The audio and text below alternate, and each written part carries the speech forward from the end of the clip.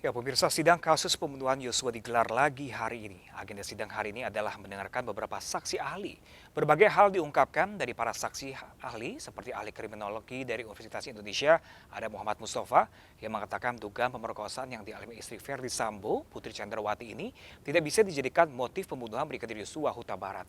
Dan pemirsa, kita akan ulik sore ini bersama dengan Bapak Heri Firmansyah selaku pakar hukum pidana, dan ada juga Bapak Yonatan Baskoro selaku pengacara Brigadir Yosua yang sudah terhubung melalui sambungan Zoom pada sore hari ini. Halo, selamat sore Bapak-bapak. Selamat sore, Mas. Sore, Mas. Ya, selamat sore Pak Yonatan dan Pak Heri. Kita ke Pak Yonatan terlebih dahulu. Pak Yonatan, ini ada 5 saksi ahli yang kembali dihadirkan. Ini gimana tanggapannya pada sore hari ini? Ya, kalau kita lihat secara garis besar, secara menyeluruh, tentu fakta-fakta yang sebetulnya sudah kami sempat sampaikan di awal sekali saat kasus ini bergulir, itu mulai perlahan-lahan terbuka dan kita ketahui bersama. Dan memang saksi ahli ini kan merupakan suatu kesaksian yang sangat penting di dalam persidangan seperti ini karena memiliki kekuatan yang lebih besar di dalam persidangan. Sehingga apa yang disampaikan oleh saksi-saksi tersebut tentu kami menyoroti. Yang pertama adalah dari kriminolog yang menyatakan bahwasannya motif itu tidak bisa dijadikan sebagai bukti untuk pembunuhan begitu ya. Nah, ini kami juga sangat setuju karena memang pada dasarnya pembuktiannya ini tidak ada, bukti-buktinya ini tidak ada begitu. Bukti-bukti terhadap perkosaan yang seperti kita ketahui bersama bahwasannya harus ada visum, itu yang terutama kan begitu. Dan juga sudah dibantah oleh oleh saksi kriminolog bahwasannya disampaikan oleh PH-nya kalau ada keterangan psikologi forensik itu bagaimana. Nah, itu tidak cukup begitu loh. Karena harus ada ada lagi bukti yang lebih memperkuat begitu. Jadi tidak cukup dengan satu atau satu petunjuk saja. Saya rasa begitu, Mas. Oke, motif pemerkosaan tidak dapat menjadikan motif sebagai motif pembunuhan ini. Kalau dari tim kuasa hukum sendiri selama 10 pekan ke-10 ini persidangan bergulir, ini kalau menurut dari tim kuasa hukum sebenarnya motif apa sih yang saat ini sedang terpendam saat ini? Nah, ini sebetulnya kami juga mendorong sekali ya untuk jaksa penuntut umum dan majelis hakim ini mampu menggali lebih dalam lagi dan menelusuri secara komprehensif.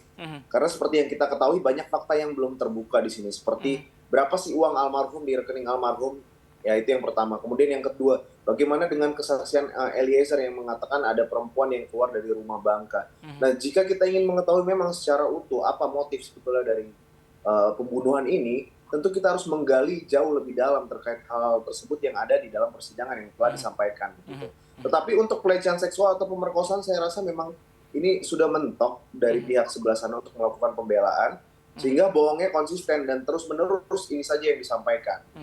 Sedangkan secara fakta di persidangan kita juga belum melihat bukti yang ada terkait pemerkosaan ini. Nah, ini kan menurut saya harus digali lebih dalam lagi. Oke, kita ke Pak Heri. Pak Heri, gimana Pak Heri tanggapannya dengan 5 saksi ahli yang tadi dihadirkan? Ya, tentunya kalau mengupas satu persatu kayaknya durasinya nggak Panjang. cukup memang. Ya, jadi kita akan melihat dari beberapa keterangan yang menarik saja. Tadi ada keterangan dari Inavis, forensik, dan juga kriminolog ya. Mungkin saya mulai dengan kriminolog. Ketika ada pertanyaan terkait dengan kriminolog itu, mungkinkah kalau seorang yang berada posisi jabatannya lebih rendah dibandingkan dengan orang lain, itu melakukan satu tindak pidana dan itu di rumahnya si orang yang posisinya lebih tinggi dari si orang yang melakukan tindak pidana. Dijawab oleh seorang kriminolog, bahkan dia jawab dengan tuntas juga bahwa pemilihan korban itu biasanya adalah orang yang bisa dia kendalikan. Nah, persoalannya dalam kasus ini, bisakah seorang almarhum Brigadir Joshua melakukan satu tindak pidana dugaan pelecehan atau bahkan dikatakan perkosaan menurut Pak Ferry Sambo itu di rumahnya yang bersangkutan, gitu kan? Kemudian apakah tidak berusaha untuk melarikan diri atau menghilangkan jejak apapun lah.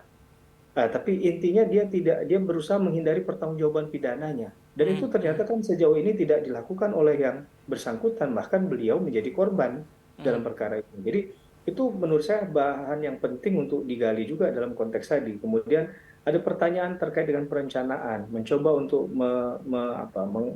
membuat satu skema apakah ini masuk dalam proses perencanaan atau tidak ya. Ketika disampaikan oleh kriminolog, saya menarik benang merahnya, beliau mengatakan begini, kalau ini terjadi secara spontan, berarti kan nggak bisa difikirkan matang atau bahkan ada jeda waktu yang cukup, begitu ya.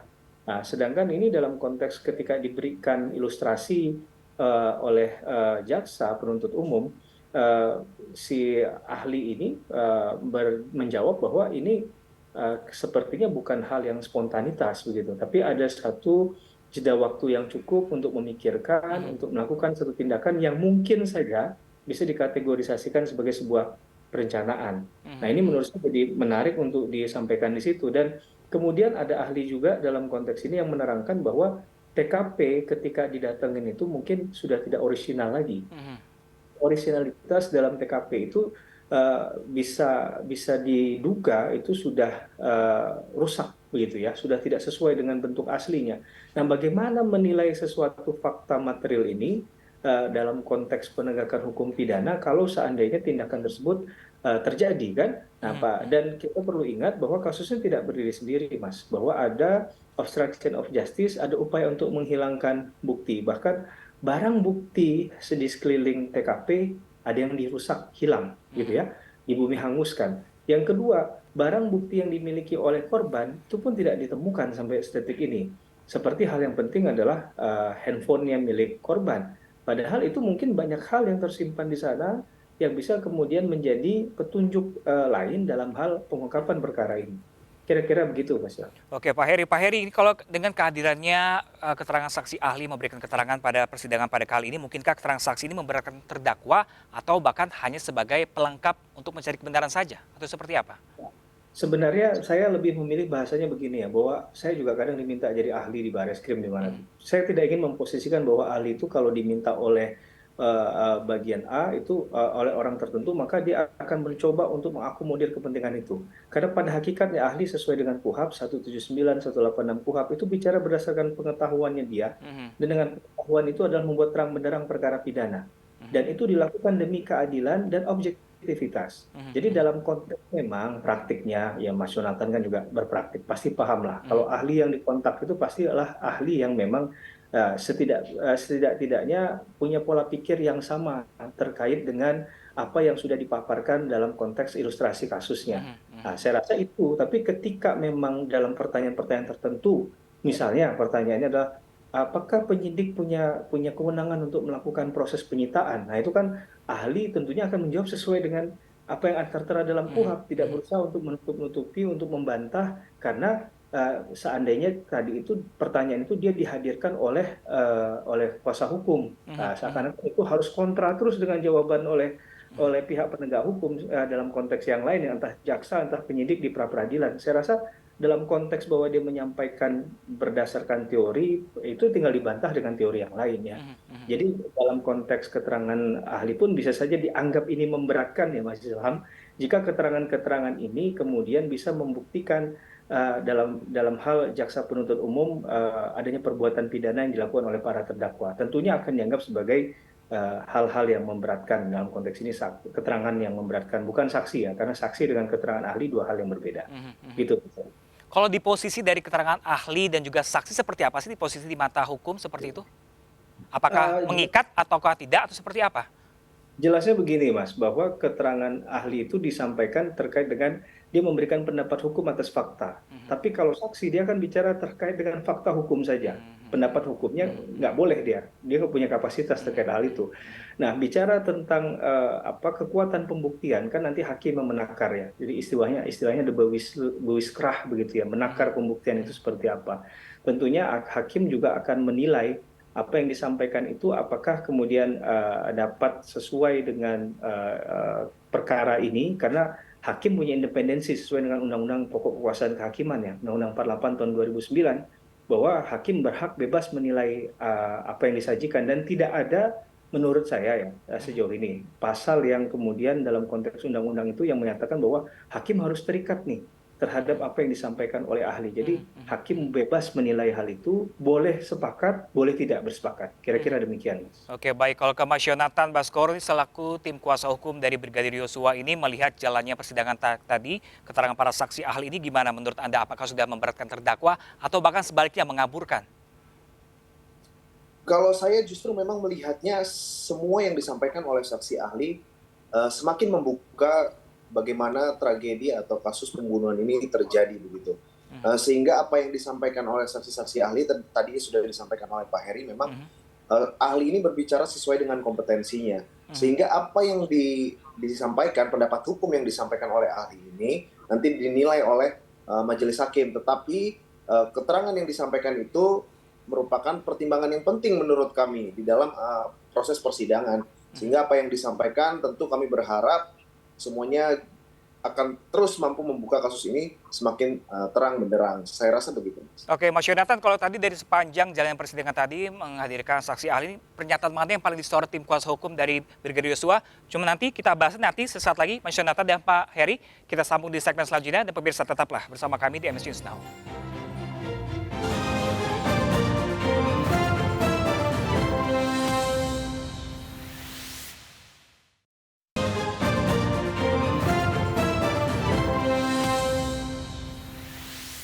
Ya, pemirsa, dalam sidang yang digelar hari ini tidak hanya menghadirkan ahli forensik dalam persidangan, juga menghadirkan ahli kriminolog, di mana ahli kriminolog menjelaskan adanya faktor relasi kuasa yang dalam sebuah kasus kriminal. Bisa saudara jelaskan apa itu sebenarnya kriminologi dan apa kaitannya dengan hukum pidana khususnya pembuktian? Baik, kriminologi yang saya tekuni adalah ilmu pengetahuan ilmiah yang mempelajari kejahatan sebagai gejala sosial dan hubungannya dengan hukum pidana. Pengetahuan empiris yang diperoleh dari kriminologi dapat dipergunakan untuk membantu hukum pidana dalam hal membuat terang perkara bagaimana suatu peristiwa sosial hubungan antar manusia terjadi. Maksudnya pengetahuan empiris membantu pidana itu seperti apa konkretnya? Ya, kriminologi dalam membuat teori didasarkan kepada realitas empiris. Oke. Jadi apa yang sungguh-sungguh Kriminolog itu memetakan perilaku-perilaku dari pelaku kejahatan itu Ya. sendiri. ya perilaku sosial dari para pelaku kejahatan. Baik, saya mau coba mengkerucutkan. Perilaku-perilaku atau dari perilaku itu timbul teori kan? Ya, Setelah itu khusus untuk pembunuhan atau pembunuhan berencana, ya. itu perilaku dan teori apa yang match, cocok? Ya. Dalam peristiwa pembunuhan ada dua kategori besar mengapa dia terjadi. Satu, pembunuhan tidak direncanakan. Yang kedua, pembunuhan dengan perencanaan. Kalau pembunuhan tidak direncanakan, biasanya merupakan reaksi seketika ketika orang lain melakukan tindakan yang menimbulkan amarah yang luar biasa pada pelaku. Jadi seketika. Kemudian alat yang digunakan pun adalah alat-alat yang bisa ditemukan di tempat itu. Jadi tidak dipersiapkan terlebih dahulu. Sementara kalau pembunuhan berencana ada cukup waktu antara tindakan yang memprovokasi pelaku, apa saja bentuknya, dengan tindakan melakukan pembunuhan. Itu yang membedakannya. Jadi ada jeda waktu yang cukup bagi pelaku untuk berpikir apakah mau bereaksi melakukan pembunuhan atau tidak. Jadi ada jeda waktu yang cukup. Oke, jeda waktu itu sendiri apakah ada batasnya? Relatif. Jadi ketika ukurannya adalah yang tadi yang tidak berencana. Ketika orang bereaksi seketika, kemudian ada intervensi dalam bentuk apapun. Ya, pemirsa, kembali pada dialog pada sore hari ini. Masih bersama kami ada Bapak Heri Firmansyah selaku pakar hukum pidana dan juga Bapak Yonatan Baskoro selaku pengacara Brigadir Yosua. Mas Yonatan, tadi sempat terputus dari sepanjang hari ini persidangan yang melibatkan keterangan saksi 5 keterangan saksi ahli ini. Apa yang paling disorot tim kuasa hukum dari Brigadir Yosua? Ya, yang pertama tadi sudah saya sampaikan tentang kriminolog, yang bahwasannya memang pernyataan dari kriminolog memang menguatkan bagaimana pembunuhan berencana itu bisa dikategorikan memang sebagai pembunuhan yang direncanakan terlebih dahulu dengan ada jeda waktu dulu. Kan begitu. Kemudian yang kedua, kami juga menyoroti terkait dengan yang sempat disampaikan ada WhatsApp grup 3 hari setelah kepergian almarhum yang mengatakan bahwasannya menggunakan beberapa handphone baru dan melibatkan beberapa ajudan termasuk Eliezer. Dan yang jadi pertanyaan kan belum tergambarkan jelas, ada satu kontak yang katanya bernama Tuhan Yesus. Nah ini kan harus diketahui apakah memang ini grup ini sengaja dibuat untuk melancarkan skenario atau memperhalus rekayasa, tetapi pertanyaannya kenapa Richard dikeluarkan begitu tidak sampai sehari, apakah dianggap Richard ini bisa membocorkan atau bagaimana? Nah ini saya rasa harusnya ditelusuri lebih dalam tadi ya. Oke.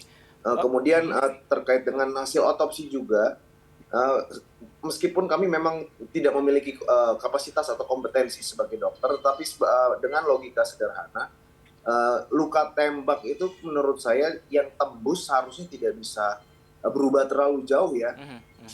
Sedangkan yang kita lihat sepertinya ada perbedaan antara otopsi yang pertama dan yang kedua. Nah ini sebetulnya kami juga ingin tahu lebih dalam terkait dengan luka-luka yang lainnya begitu Mas. Oke, baik. Ke Pak Heri melihat adanya dua ahli forensik yang mengatakan ini dua pendapat yang berbeda, dua keterangan yang berbeda. Menurut Adi itu wajar atau enggak sih dalam sebuah persidangan?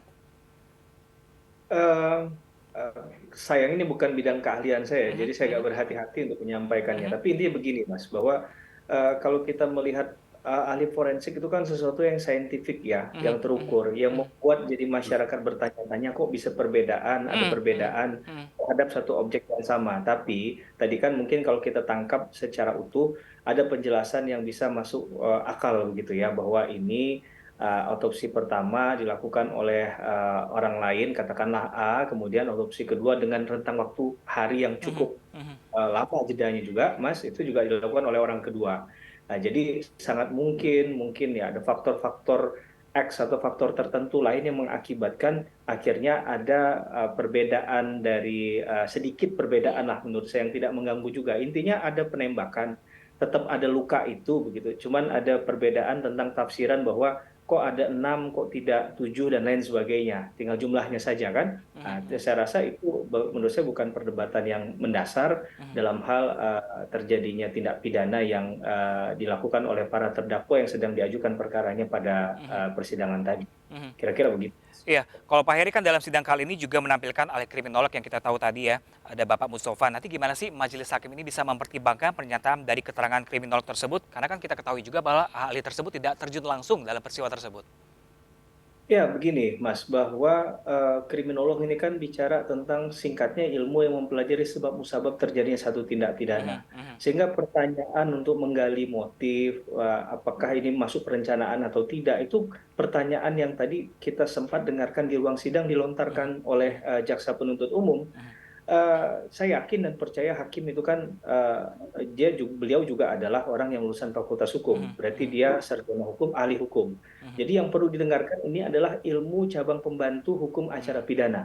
Jadi hukum pidana saja nggak cukup, ada ilmu hukum acara pidana sebagai hukum formil dan ilmu pembantunya salah satunya adalah kriminologi. Nah menurut saya melihat dari keterangan beliau yang sampaikan juga pengetahuannya, apalagi gelarnya profesor dari fakultas hukum ternama juga di Indonesia, saya rasa beliau sangat kompeten dan mempunyai kapabilitas yang luar biasa untuk menyampaikan hal tersebut. Dan kita mendengarkan penjelasan itu pun saya rasa masuk secara logika, walaupun saya pribadi misalnya tidak concern terhadap isu kriminologi, tapi ketika dijelaskan oleh beliau itu berdasarkan apa yang pengetahuan beliau, saya rasa itu semua banyak logika-logika yang bisa dibangun di sana yang menurut saya bisa mix and match dengan perkara ini begitu, dan tidak apa ya, sulit untuk dibantah lah penjelasan-penjelasan tadi, termasuk yang upaya dicecar oleh kuasa hukum dari terdakwa ya.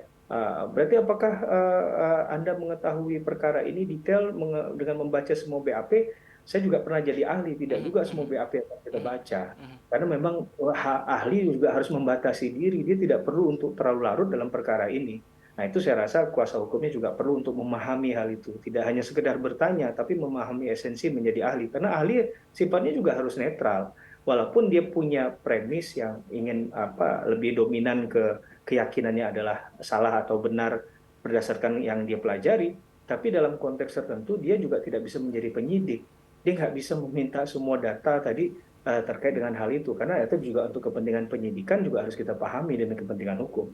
Kira-kira demikian. Oke, Pak Heri, kalau tadi kan saksi ahli dari kriminolog Pak Mustafa ini mengatakan bahwa motif pembunuhan ini tidak bisa dijadikan sebagai barang bukti atau motif dari pembunuhan seperti itu, pelecehan seksual maksud saya seperti itu. Nah, ini sebenarnya sudah masuk ke pekan ke-10 ini motif sampai sekarang belum juga terkuak dan tim kuasa hukum juga masih mempertanyakan soal motif tersebut. Ini biasanya dalam kasus serupa seperti ini, motif ini dapat terkuak di pekan keberapa sebenarnya? Tidak ada, menurut saya tidak ada hitungan matematis terkait hal itu ya Mas ya. Tapi yang memang jadi pertanyaan besar dari publik adalah mengapa ada dorongan yang begitu kuat bagi seseorang, bukan hanya Pak FS, untuk melakukan misalnya dalam konteks itu tindak pidana sampai menghilangkan nyawa orang. Apalagi kan beliau ini kan aparat penegak hukum, tingkat levelnya adalah Kadif begitu ya, Kadif Propam, harusnya kan memahami betul bahwa hal ini adalah pelanggaran hukum. Itu yang mungkin ingin digali begitu ya. Kemudian juga dengan melibatkan banyak orang, apa yang sebenarnya dituju dari hal itu? Apakah memang ini persoalan hanya masalah personal biasa yang seperti disampaikan skenario-nya Pak FS, atau ada di luar dari itu hidden agenda lain yang perlu untuk diungkap? Nah, ini yang sampai detik ini memang kita masih berputar-putar, kalau menurut saya pribadi ya, masih berputar-putar di ranah curigation aja, masih curiga aja nih. Ini jangan-jangan itu, karena tidak serta-merta difokuskan pada satu persoalan tertentu tadi. Walaupun tadi motif menjadi tidak penting ya Mas, ketika bicara 340 KUHP atau pembunuhan itu, saya rasa apalagi pembunuhan berencana udah nggak perlu motif lagi. Jadi jaksa tidak punya kewajiban khusus untuk membuktikan hal itu. Tapi kalau itu menjadi katakanlah beban pembuktian yang ingin diambil oleh terdakwa untuk membuktikan sebaliknya, dia melakukan pun ada tujuannya, itu silahkan saja. Di situ hukum menghargai, menghormati hak konstitusional setiap warga negara. Ya Pak Heri, ini ahli kriminolog juga mengatakan ada satu aktor intelektual katanya, dan ini mengarah ke Ferdy Sambo seperti itu. Dapat dipastikan nggak sih, sulit nggak sih untuk Ferdy Sambo untuk terhindar dari dakwaan pasal 340 dan 338 KUHP? Iya, tentu kalau kita mau objektif menilainya dari fakta persidangan ya Mas ya, banyak keterangan saksi yang mengarah pada hubungan relasinya dengan Pak Sambo. Bagaimana Pak Sambo mengatakan meminta mengamankan, memanggil orang tertentu, kemudian mendatangi rumah dari keluarga korban, mengirimkan jenazah, ya kan, kemudian mengontak Eliezer. Eliezer juga diketahui itu dari jawaban keterangan kesaksian dari Ricky Rizal, bukan dari Eliezer sendiri, gitu kan. Kemudian ilustrasi yang disampaikan mengapa dia bisa sampai tembus ke lantai 3 bertemu Pak FS, kemudian Pak FS menyampaikan keterangan, itu saya rasa sesuatu yang runtut dan logis gitu ya, yang sulit untuk dibantah sejauh ini. Tapi persidangan belum selesai, presumption of innocence masih berlaku gitu. Oke, baik, terima kasih banyak Pak Heri Firmansyah, pakar hukum pidana, dan Mas Yonatan Baskoro selaku tim kuasa hukum dari pengacara Brigadir Yosua. Dan terima kasih, salam sehat selalu. Selamat sore. Mari Mas. Selamat sore.